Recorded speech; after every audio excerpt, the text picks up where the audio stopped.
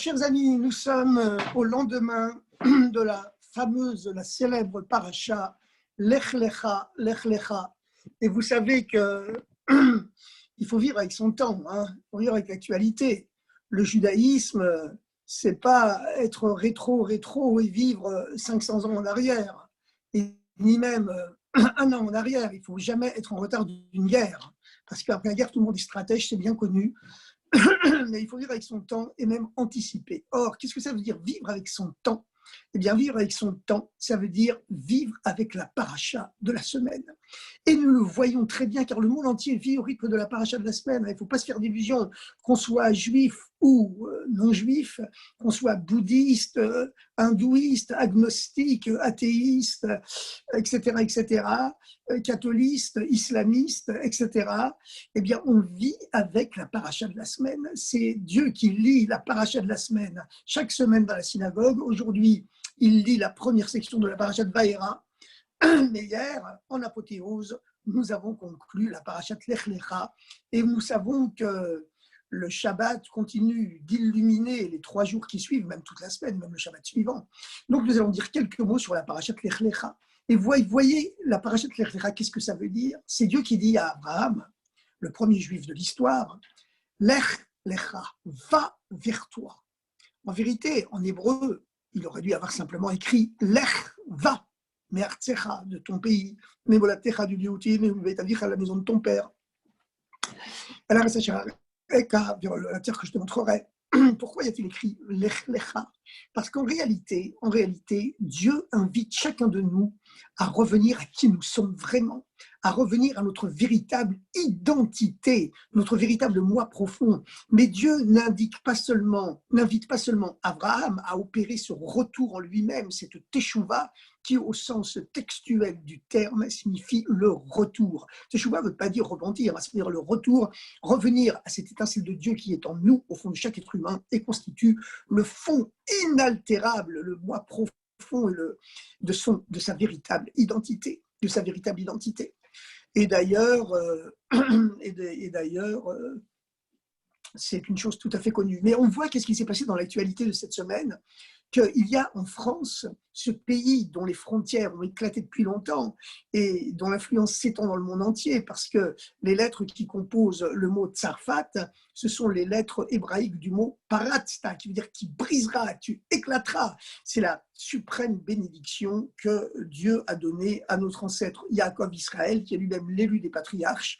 Nous savons qu'Abraham servait Dieu par amour, par bonté, Yitzhak par crainte, par rigueur, et Yaakov, lui, possédait un niveau supérieur, le niveau de la miséricorde, le niveau de l'harmonie, Tiferet Rachamim, qui permet d'unifier à la fois la bonté et la rigueur, parce qu'il était au-dessus des deux et pouvait donc unifier les deux opposés, les deux extrêmes. Eh bien, la superbe bracha, la bracha suprême, la bénédiction suprême que Dieu a donnée à Yaakov et qu'il n'avait pas donnée ni à Abraham ni à Yitzhak, c'est que lui, il briserait les frontières d'Eretz Israël. Abraham a reçu comme bénédiction qu'il hériterait de la terre d'Israël. Yitzhak a reçu la confirmation qu'il hériterait effectivement de cette terre et qu'il n'avait même pas le droit d'en sortir, alors qu'Abraham, lui, qui est comparé à l'eau, se répandait dans l'ensemble du monde connu de l'époque, l'ensemble du Moyen-Orient, pour aller apporter à tous les êtres humains l'eau qui symbolise la Torah, la croyance en Dieu, comme l'eau descend du ciel vers la terre, du haut vers le bas. Eh bien, c'est son mouvement naturel. Eh bien, Abraham, naturellement, il allait vers l'autre et il répandait, il diffusait la Torah partout, comme l'eau se répand partout. Mais Yitzhak, lui, non, Yitzhak, c'était le fourreur de pluie, ça veut dire, il savait que l'eau, elle est déjà là, sous la terre, elle est au fond de chaque être humain, il suffit de creuser, de déblayer le terrain, et puis l'eau, elle remonte, voilà. Pas la peine de se déplacer au loin pour aller apporter la vérité, elle est déjà sur place, elle est déjà dans chacun. Et Yaakov, lui, il avait cette dimension supérieure, que non seulement il hériterait de la terre d'Israël comme Abraham, que cette bénédiction lui serait confirmée, avec moi qu'il n'avait même pas le droit et même pas besoin d'en sortir comme Yitzhak, mais lui, par contre, allait briser les frontières d'Eretz Israël pour répandre le monothéisme, la foi en Dieu, la croyance en Dieu, les 7 lois de Noé, et le principe de la bonté et de la gentillesse au monde entier, d'où cette bénédiction suprême qu'il a reçue, que n'avaient pas reçu ses pères. Ufaratsta, tu briseras, Yama va Kedma, à l'ouest et à l'est, Tsafonavan Negba, au nord et au sud.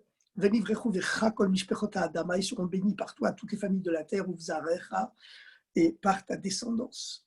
Alors, on voit que, vous savez, lorsqu'il y a eu le premier confinement en France, au printemps dernier, eh bien, le président de la République française avait souligné à tous les Français dans un grand discours inaugural de ce confinement, ce premier confinement, que ce confinement était en vérité une occasion donnée à chacun pour retrouver l'essentiel, l'essence du ciel. Et tout le monde comprend à son niveau ce que veut dire l'essentiel. Voilà, c'est une invitation, chacun à son niveau, à retrouver cette part essentielle de son identité véritable. Et nous savons que l'identité, le moi profond de chaque être humain, eh bien, c'est Dieu, l'étincelle de Dieu qui est en lui. C'est le moi profond de chaque pierre, puisque les objets ont une âme. Les pierres ont une âme. C'est l'étincelle divine qui est en elle et qui l'a fait vivre et qui l'a fait renaître sans arrêt du néant à l'être, comme nous l'enseigne la Torah. Eh bien, cette semaine, la semaine où tous les Juifs du monde lisent la parashat Lech Lecha, parce que Dieu dans le ciel lit la parashat Lech Lecha avec toute la yeshiva céleste, eh bien le président, sans avoir besoin de le dire, a de nouveau vécu au rythme de la parashat de la semaine, en invitant tous les Français, mais en vérité tous les citoyens du monde, à opérer ce retour à soi-même en répétant en écho de la paracha céleste et terrestre, Lech Lecha, va vers toi-même, parce qu'il y en a assez de cette société de consommation où on vit dans le bruit, dans la turpitude de la multitude sans arrêt, harponnée, harcelée par des soi-disant informations qui nous viennent du monde entier et qui finissent par troubler notre personnalité et nous faire croire qu'on est quelqu'un qu'on n'est pas vraiment et même qu'on est l'opposé de nous-mêmes. Et voilà, et qui nous invente un faux moi qui n'est pas nous-mêmes, un masque superficiel, une personnalité de surface qui nous fait croire que c'est elle notre véritable moi, alors que ce n'est qu'un véritable masque. Voilà. Et donc, dans le cœur et l'oreille du président et la bouche du président a résonné certainement ces phrases, cet écho de la paracha de la semaine, la paracha que Dieu lit dans le monde céleste et que tous les anges écoutent là-haut, et puis que le monde entier entend. Lech Lecha, va vers toi-même, ce confinement, c'est une occasion qui t'est donnée de retrouver l'essentiel, de te retrouver toi-même, de savoir qui tu es vraiment, de réfléchir à l'instant. Est-ce que ce bruit, ce vacarme du monde extérieur, tous ces écrans publicitaires qui nous envahissent la tête, cette société de consommation qui fait qu'au lieu d'être, on se met à consommer, on ne sait même plus ce qu'on consomme ni ce qu'on ne consomme plus. Est-ce que c'est ça ton véritable être, ta véritable identité, ou ta véritable identité c'est autre chose, car l'être humain c'est un être spirituel qui est là pour rechercher la spiritualité, et c'est ça sa véritable identité, comme il est écrit que lorsque l'ère messianique sera avérée, eh bien la seule préoccupation de toute l'humanité sera la recherche de Dieu, autant que l'homme peut le comprendre, puisqu'en ce temps-là, la connaissance de Dieu recouvrira la terre comme les eaux recouvrent la mer, ainsi que le conclut le plus grand codificateur juif de tous les temps, le célèbre Maïmonide, le Rambam, le grand aigle, le Nesher Agadol, le grand aigle, Rabbi Moshe ben Maimon Hasfaradi, comme il se présente lui-même dans la page inaugurale de son grand code de loi, le Mishneh Torah, la répétition ou la réédition ou la reprise de toute la Torah. Puisque vous savez que dans cette paracha, dans cette paracha qui ouvre son livre, dans son prologue, eh bien, le Rambam, en toute modestie, n'hésite pas à dire que dorénavant avec son livre, eh bien, on n'aura plus besoin de passer par l'enchevêtrement du Talmud pour décortiquer la loi, mais qu'il n'y aura qu'à lire les 5 livres de la Torah de Moshe, et la résultante qui nous est fournie par l'ordinateur, qui est son code de loi, à savoir la loi tranchée une fois pour toutes. Et je vous rappelle que la grande différence qui existe entre le code de loi de Maïmonide, du Rambam, et le code de loi, tous les autres codes de loi juifs, c'est que tous les codes de loi juifs qui ont été élaborés au Moyen-Âge, à la fin du Moyen-Âge et jusqu'à l'autre époque, eh bien, jusqu'au 19e siècle avec le premier Rabbi de Lubavitch, qui a aussi écrit un code de loi, bien que 80% de son code de loi a malheureusement brûlé dans un incendie. Et puis, voilà, le Mishnah Brura qui a été écrit plus tard. Eh bien, malgré tout, la spécificité du code de loi du Rambam, que c'est le seul code de loi qui embrasse l'ensemble des lois juives, alors que les autres codes de loi, rédigés depuis le Moyen-Âge jusqu'à nos jours, eh bien, ils n'embrassent que la partie quotidienne dont on a besoin dans la vie de tous les jours, actuellement, on est en exil, tandis que Maïmonide, il va jusqu'à donner la loi, comment on pourra identifier, reconnaître le Messie, comment on reconstruira le temple, etc., etc. Alors, reparlons de la parashat Lech Lecha. Vous savez que dans la parashat Lech Lecha, on voit une chose exceptionnelle. On voit le premier conflit qui existe dans l'histoire du peuple juif, avec ce conflit qui oppose le premier-né d'Abraham, qu'il avait eu de la célèbre concubine Agar, qui n'était nulle autre que la fille du pharaon.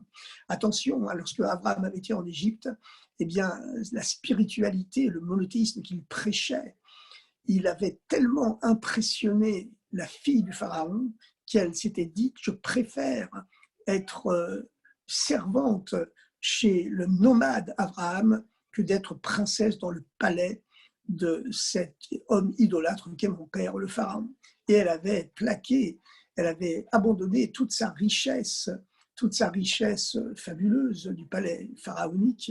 L'Égypte était à l'époque la première puissance mondiale, en matériel en tout cas, et elle avait suivi ce nomade Abraham dans le désert. C'était une femme de grande valeur spirituelle, et c'est la raison pour laquelle, lorsque Sarah, qui était stérile depuis des années et des années, et qui se rendait compte que le terme normal d'une femme pour concevoir des enfants approchait, et qu'elle ne pouvait plus avoir d'enfants, elle avait donc dit à Abraham, puisque nous sommes dans une société qui est encore polygame, eh bien, je te donne ma servante, cette princesse égyptienne, qui s'est convertie au monothéisme, et par elle, tu auras une descendance. Et donc, était né, alors qu'Abraham était encore jeune, et que Agar était encore une toute jeune femme, eh bien, était né Ishmaël, le fils premier-né de Abraham. Mais voici que 12 ans plus tard, plus que 12 ans plus tard, et voici que 14 ans plus tard, eh bien, Dieu apparaît à Abraham, lui demande de se circoncire et lui dit qu'il aura un fils de Sarah, et se produit le miracle. Sarah, à 90 ans, alors qu'elle est restée stérile toute sa vie, rajeunit brusquement. Abraham avait même du mal à y croire. Il a ri lorsque Dieu lui a annoncé ça, pas d'un rire moqueur, mais il a ri de joie, mais tellement la chose était complètement folle, complètement au-delà de toute logique et de toute la nature, alors que lui, Abraham, vous savez qu'à l'époque, la science principale, c'était l'astrologie, et tous les rois de l'univers, eh bien, avant de se lancer dans une guerre ou dans une réforme politique, ils consultaient les astres pour consulter le destin. Et donc, Abraham, à son époque, eh bien, d'après les astres, il ne pouvait pas avoir d'enfant. Il était condamné, astrologiquement parlant, à la stérilité. Et c'est alors que Dieu lui est apparu et lui a dit le fameux verset, sors de ta tente et contemple les étoiles, ce qui signifie sors de ton destin. Et le terme contempler qui est employé ici dans le texte biblique, c'est un terme, nous dit notre grand commentateur Rashi, qui désigne un regard porté du haut vers le bas. C'est-à-dire, je te mets au-dessus des étoiles, d'après ton signe astral. Tu étais destiné à ne pas avoir d'enfant, mais comme tu as changé toute ta nature en servant Dieu au-delà de la nature, eh bien, je te mets au-dessus de ta propre nature, au-dessus des étoiles. Et c'est ainsi que s'est produit la naissance de Yitzhak, qui va devenir le deuxième patriarche, le deuxième père du peuple juif. Et avant de concevoir Yitzhak, Abraham avait été obligé de se faire la circoncision, car pour faire descendre dans le monde une âme aussi pure que celle de Yitzhak, eh bien, il fallait être circoncis auparavant, ce qui n'avait pas été le cas de Ishmaël, qui était né donc 14 ans auparavant. Et donc, Ishmaël et Abraham se sont fait la circoncision. Ishmaël avait 13 ans. Mais lorsque Yitzhak est né, plus tard, un conflit n'a pas tardé à opposer les deux enfants et plus tard les deux adolescents. Alors c'était un conflit évidemment à coloration métaphysique, puisque tous les deux se basaient sur la circoncision, sur l'entrée dans l'alliance avec Dieu, pour se dire, bien voilà, moi je suis supérieur à toi. Et Ishmaël disait, moi je suis supérieur à toi, car toi on t'a fait la circoncision, quand tu étais un bébé de 8 jours, tu n'avais pas ton mot à dire, on t'a imposé quelque chose, et puis tu n'avais pas les moyens de t'y opposer, donc on t'a circoncis. Tandis que moi, j'ai fait la circoncision à l'âge de 13 ans. 13 ans, c'est l'âge où on accède à la logique dans toutes les traditions de l'Antiquité. 13 ans, c'est l'âge où on accède à la logique, à la compréhension du monde, à la compréhension des choses. Et donc, tout le lien de Yitzhak avec Dieu était basé sur une dimension qui est au-delà de la logique, au-dessus de toute logique, l'âge de 8 jours. Et c'est la raison pour laquelle Yitzhak soutenait que non, non, c'est moi qui suis supérieur à toi, parce que justement, toi, tu t'es fait circoncire à l'âge de 13 ans parce que tu avais compris logiquement que c'est mieux biologiquement d'être circoncis que de ne pas l'être. Donc, toute ton entrée dans l'alliance avec Dieu, elle est basée uniquement sur une conception logique des choses. Tandis que moi, on m'a fait la circoncision à 8 jours, à un âge où je n'avais pas du tout d'accès à la logique, ce qui montre que mon lien avec Dieu se situe au-delà de toute logique. Et ensuite, et en plus, on sait que les chiffres sont signifiants dans le judaïsme et dans l'absolu, ils sont signifiants. Hein. C'est-à-dire que le chiffre 7, c'est le chiffre qui régit tout le cycle du temps et donc de l'espace, puisque comme l'a prouvé, comme l'a démontré notre célèbre coreligionnaire, Abraham, Albert, Einstein, le temps et l'espace sont indissolublement liés, même si le temps a précédé l'espace. Et donc, le chiffre 7, c'est le chiffre qui régit le cycle du temps. Aujourd'hui, le monde entier, hein, vous pouvez vous déplacer dans les 24 fuseaux horaires qui existent dans le monde et dans tous les calendriers du monde. Le temps universel est toujours régi par le chiffre 7, et ceci depuis la création du monde. Lors de la révolution communiste en URSS, ils avaient voulu, par opposition biblique, par athéisme, supprimer ce calendrier hebdomadaire en 7 jours. Ils avaient voulu le remplacer par une semaine décennale de 10 jours, mais les Français d'ailleurs avaient tenté de faire la même chose lors de la révolution de 1789-91, mais dans les deux cas, ça n'a pas réussi, car véritablement, c'est le chiffre 7, ce chiffre sacré qui régit tous les rapports de l'humanité avec le temps. Mais le temps et l'espace qui conditionnent l'univers, eh bien, font partie du cycle logique, du cycle naturel du monde. Tandis que le chiffre 8, c'est Dieu qui est un, le Dieu un, qui fait irruption à l'intérieur du cycle naturel du monde et qui lui confie une dimension transcendantale, transcendante, au-delà de toute logique. Le chiffre 7 régit le cycle naturel du temps, de l'espace et du monde, et le chiffre 8, c'est l'irruption d'une dimension surnaturelle, au-delà de la logique, que le Dieu un qui fait irruption dans le cycle naturel et lui confie une dimension surnaturelle.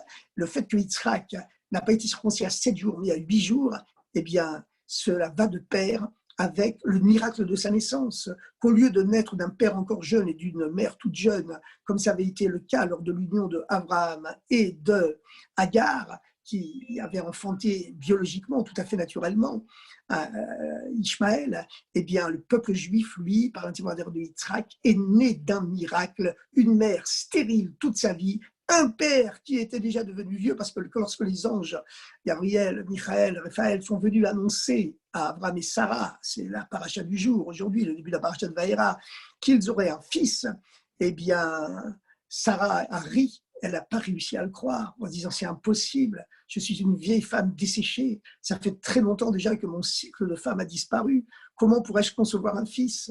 Et il y a la fameuse réponse de l'ange à Abraham, l'ange qui répond à Abraham, pourquoi Sarah a-t-elle ri? Et Abraham se retourne vers Sarah, comme nous le compte le verset de la paracha de cette semaine, la paracha du jour, et demande à Sarah, pourquoi as-tu ri? Et Sarah qui proteste en se dissimulant et en disant, je n'ai pas ri. Abraham qui lui répond, si tu as ri, cette petite querelle de ménage, en vérité, débouche sur le verset suivant, où l'ange confirme en disant, Aïpalé la Hashem Davar, y a-t-il une chose impossible à Dieu? La Moed Ashuvka et Traya, je reviendrai à cette même date l'année prochaine, et il trace l'ange qui a apparence humaine, un cercle sur le sol en désignant le rayon du soleil qui le frappe et en disant lorsque l'éclairage solaire sera exactement à cet endroit, la, la, la Moed Ashuv, je reviendrai l'année prochaine exactement à ce moment-là, où Sarah Ben, et pour Sarah, il y aura un fils. Et donc, Sarah, miraculeusement, rajeunit et elle a un fils. Personne n'y croyait au Moyen-Orient. On se disait, mais c'est pas possible. Ils ont adopté un enfant trouvé. Mais Dieu a encore fait un miracle, un signe, en faisant en sorte que le visage de Yitzhak était le sosie de celui de son père Abraham. Et tout le monde a pu témoigner que ce n'était pas seulement spirituellement que Yitzhak était le fils d'Abraham, mais qu'il était aussi biologiquement. Alors, ce qu'on voit dans cette histoire, c'est que finalement, Ishmaël ici, évidemment, Ishmaël est conceptualisé dans la tradition juive comme l'ancêtre de la grande civilisation arabo-musulmane, une civilisation extrêmement brillante. Vous savez qu'au Moyen-Âge, sur tous les plans scientifiques, philosophiques, esthétiques, etc., la civilisation arabo-musulmane surpassait la civilisation gothique, la civilisation chrétienne occidentale. Lorsque les croisades, les premiers croisés ont débarqué en Terre Sainte, eh bien, ils étaient stupéfaits de découvrir la médecine arabe qui, évidemment, était 100 fois supérieure à la leur, de même que la philosophie grecque que les bibliothèques arabes avaient réussi à conserver, etc., etc., et avec les mathématiques hindoues qu'ils avaient réussi finalement à transférer en Occident. Mais bon, donc Ishmaël est l'ancêtre de cette civilisation arabo-musulmane.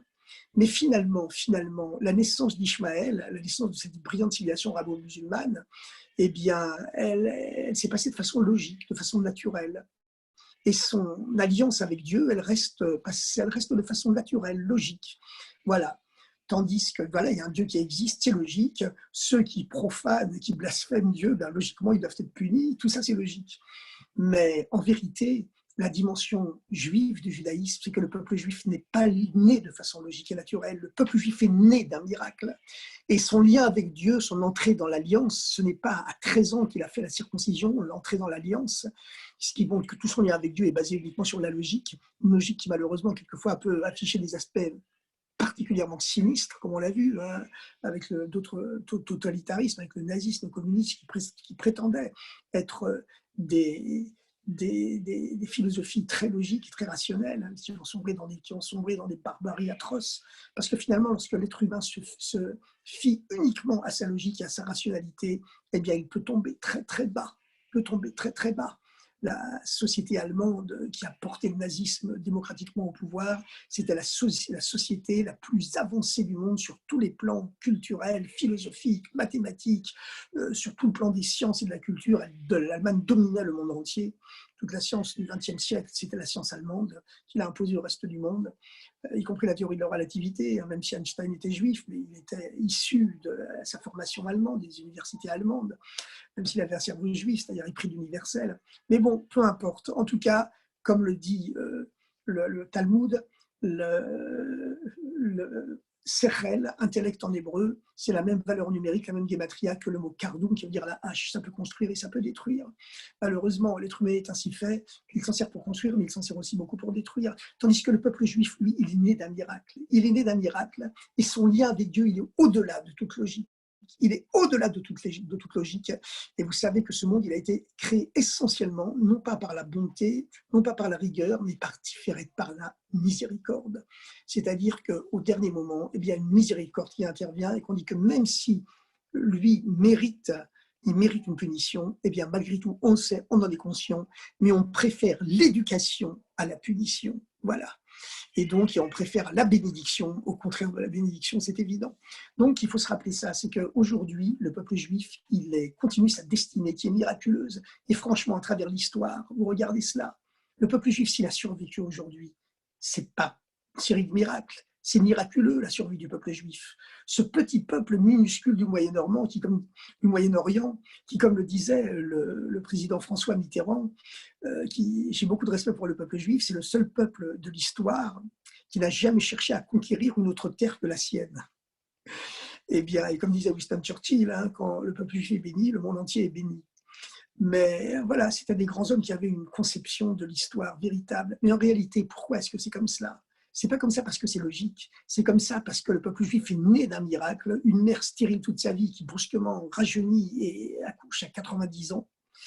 Et d'un père qui était déjà devenu stérile aussi parce qu'il avait presque 100 ans, comme Sarah le dit en elle-même, en riant, lorsqu'on lui annonce qu'elle aura un fils, les anges le lui annoncent, elle dit, moi je suis vieille, et puis mon mari aussi il est devenu vieux. Abraham non plus n'était plus capable biologiquement d'avoir des enfants. Et le miracle s'est produit. La naissance du peuple juif vient d'un miracle. Et c'est ce qui confie au peuple juif la force de l'éternité. Qu'est-ce qui a donné la force au peuple juif de survivre à toutes ces persécutions incroyables qu'il y a eu dans l'histoire? Tous les peuples de l'Antiquité païenne, ancienne, ont dominé le peuple juif, en commençant par l'Égypte ancienne, qui était un immense camp de concentration, en continuant par la Babylonie, par la Perse, par les Grecs, par les royaumes des Diadoques, les Syriaques, etc. Et en continuant ensuite par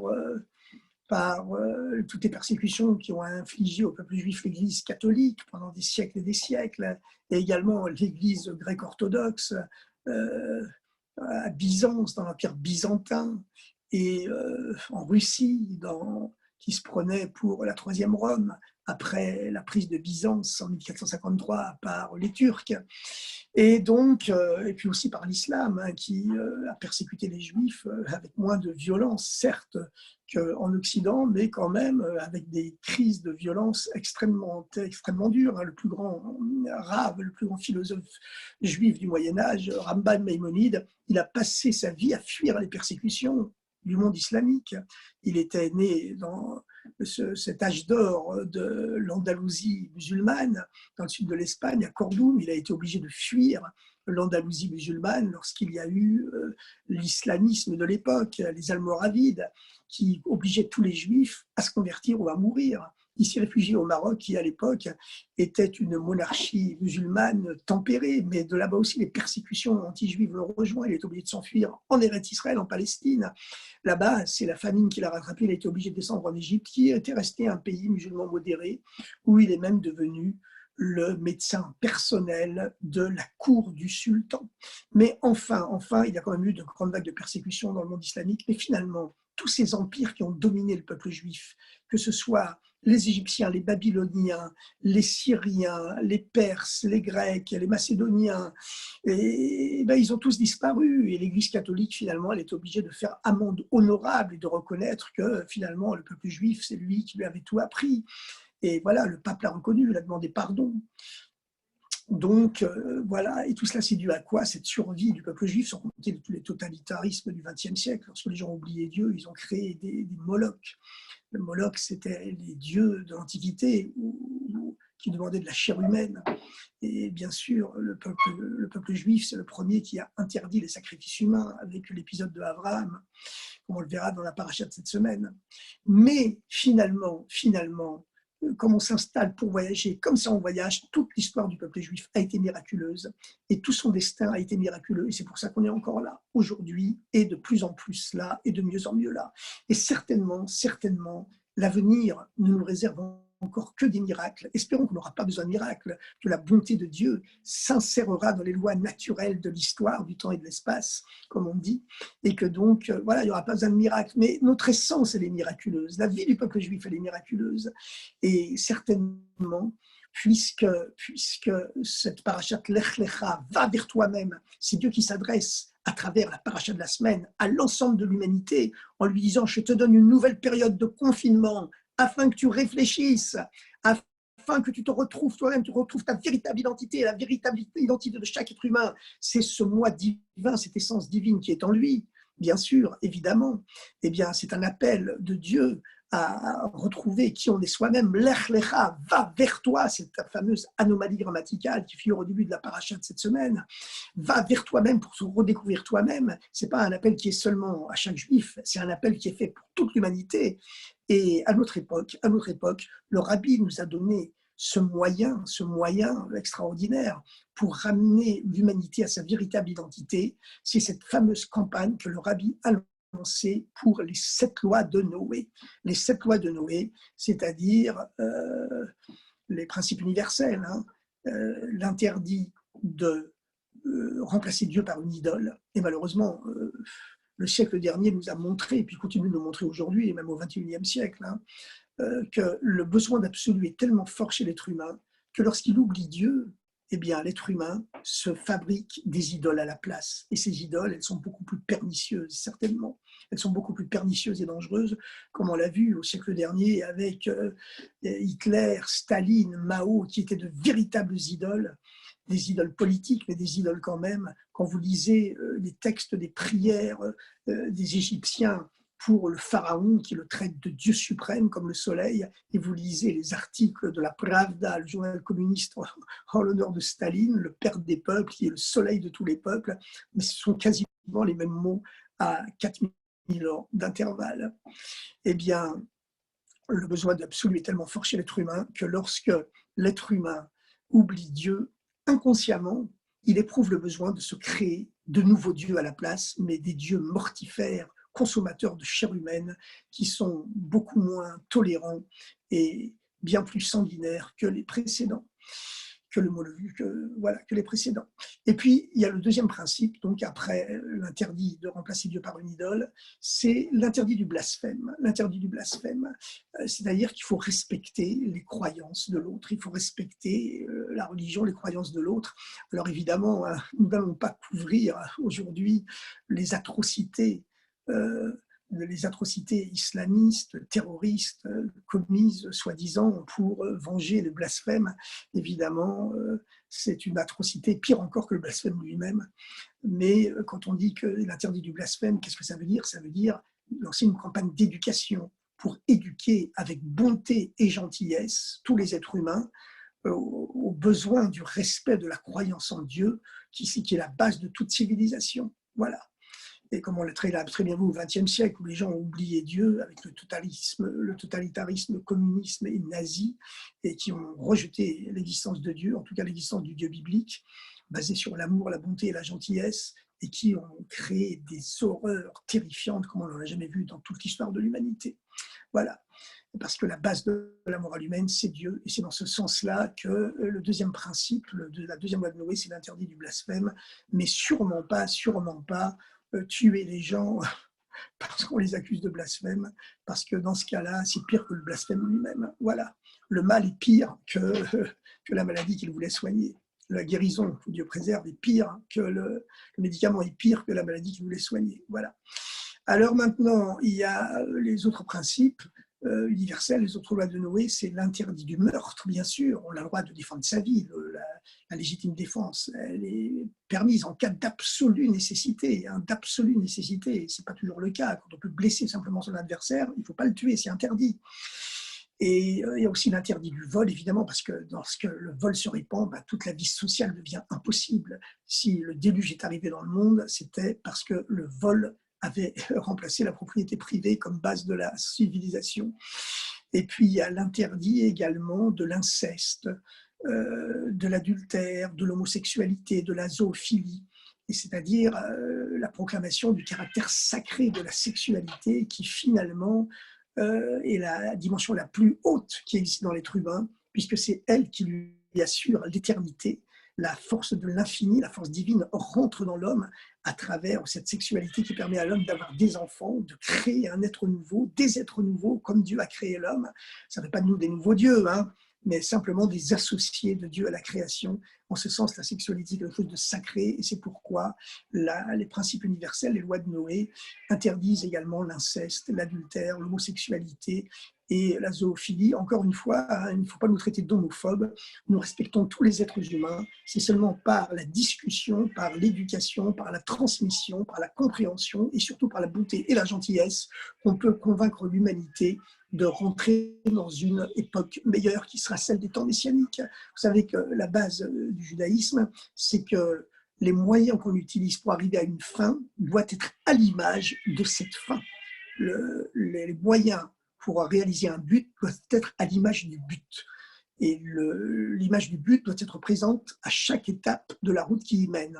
On veut créer un temps messianique, il n'y aura plus de guerre, plus de haine, il n'y aura plus que la connaissance de Dieu qui répandra dans le monde entier. Eh bien, cette paix universelle, elle doit apparaître dans les moyens qu'on utilise pour y arriver, c'est-à-dire utiliser uniquement des moyens de tolérance, de discussion, de conciliation, de bonté, de gentillesse, comme le rabbi avait demandé d'afficher dans dans le monde entier, hein, le slogan Goodness and Kindness aux États-Unis et bien sûr dans le reste du monde. Et c'est pas en France, le pays Tsarfat, qui est composé des mêmes lettres que le mot paratstat, tu briseras, pour nous apprendre, bien sûr, on sait très bien ici en France que les limites doivent être éclatées selon la bénédiction que lui a donnée notre ancêtre Yaakov, et il faut répondre cette bonté et cette gentillesse dans le monde entier. Voilà. Ensuite, dans les 7 lois de Noé, les principes universels, il y a aussi l'interdit de faire souffrir les animaux.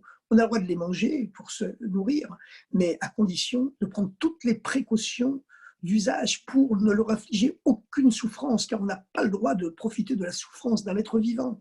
Et c'est la raison pour laquelle les lois de l'abattage rituel sont tellement strictes, où l'abatteur rituel doit vérifier sans cesse son couteau d'abattage rituel en faisant passer son ongle sur la lame. S'il y a la moindre aspérité, eh bien le couteau doit être réaiguisé pour que, et toutes les précautions sont prises dans sa gestuelle pour que l'animal souffre le moins possible et même ne souffre pas du tout.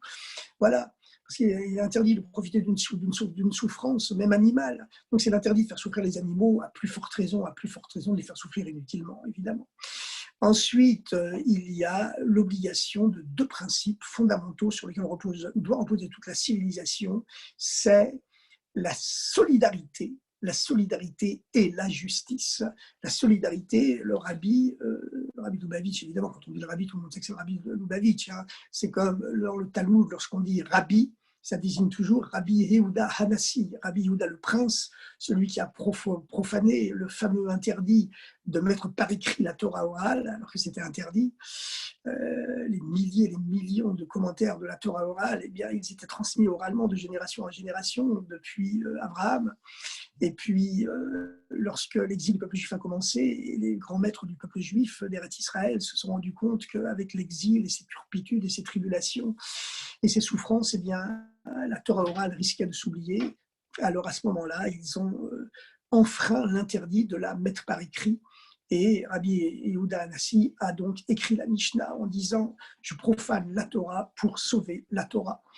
Et donc, dans le Talmud, lorsqu'on mentionne son nom, Rabbi Yehuda le prince, Rabbi Yehuda Hanassi, quelquefois on écrit son nom entièrement, Rabbi Yehuda Hanassi, mais la plupart du temps on écrit Rabbi. Tout le monde sait que c'est Rabbi Yehuda Hanassi. Aujourd'hui, à notre époque, la providence divine, car le hasard n'existe pas, a fait que dans le monde entier, lorsque quelqu'un dit le Rabbi, le Rebbe, on sait que c'est le Rabbi Lubavitch. C'est comme ça. C'est très impressionnant de voir ce parallèle entre le Rabbi Yehuda Hanassi qui vivait au début de l'exil et le Rabbi. Sauf que maintenant on dit Harabi, le Rabbi, ça veut dire on sait que c'est lui, avec l'article défini Ha, il n'y a pas d'équivoque possible. Le Rabbi qui lui vit à la fin de l'exil, puisque le Rabbi nous a enseigné que si Dieu a rendu la terre d'Israël au peuple juif, eh bien ça fait partie de tous ces avant-goûts des temps messianiques que Dieu donne à goûter à la veille justement des temps messianiques, avec cette force restituée à une armée juive grâce à Dieu, avec les secrets de la Torah qui étaient cachés dans les livres et qui étaient réservés seulement aux grands initiés pendant des millénaires et qui d'un seul coup ont été dévoilés il y a à peine un siècle ou deux, où les secrets de la science également ont commencé à se dévoiler et tout ça concourt à faire entrer l'humanité dans la veille des temps messianiques. On y est déjà dans les temps messianiques véritablement. Alors le Rabbi a lancé une grande campagne universelle pour préparer l'humanité entière au temps messianique, pas seulement le peuple juif. C'est ce à quoi nous appelle la parashat Lech Lecha, va vers toi. Ce confinement, il s'adresse à l'ensemble de l'humanité. Voilà, de France, il s'adresse à l'ensemble du monde pour que chaque être humain, chaque peuple, et surtout chaque être individuellement, retourne à soi-même, puisque le judaïsme, ce n'est pas des grandes manœuvres de masse, hein, comme les dictatures totalitaires. Vous savez qu'on appelle le XXe siècle le siècle des masses. Parce que comment est-ce que cet endoctrinement il se passait par des coups de massue spirituels, psychologiques et, et intoxicateurs, où un homme complètement déséquilibré, complètement fou, complètement paranoïaque pouvait inspirer la terreur et endoctriner des centaines de millions d'autres êtres humains, comme on l'a vu en Allemagne nazie, comme on l'a vu dans l'URSS stalinienne, comme on l'a vu dans la Chine communiste.